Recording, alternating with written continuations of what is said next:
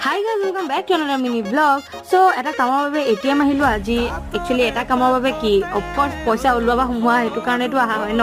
so তাৰ বাবে আহিলো আৰু আহি দেখিলো যে গুটে ATM টো উল্টা পুল্টা হৈ আছে ভঙা চিঙা আৰু গুটেখন লেটৰা পেটৰা কি হৈছে একো গম পোৱা নাই এটা সাইডে মানুহৰ ভিৰ তাৰ পাছত গম পাইছো যে মেচিনৰ কিবা হৈছিলে প্ৰবলেম সো তাক ঠিক কৰিছে আৰু মই আজিহে গম পালো যে মেচিনত পইচা ভৰাই থয় আৰু এনেকে তলত ৰড চডবোৰ লগাই মেলি ফিক্স কৰি থয় যাতে চুৰ নাহে ATM ভিতৰখিনি এনেকুৱা ধৰণৰ বুলি মই আজিহে গম পালো দেখি অলপমান সাৰপ্ৰাইজ হলো বাৰু আৰু আহি মেলি ওচৰতে ফাষ্ট ফুডৰ কৰ্নাৰখনলৈ আহিলো মই ইয়াত খাই খুবেই ভাল পাওঁ ইয়াৰ ৰোলটো যে উফ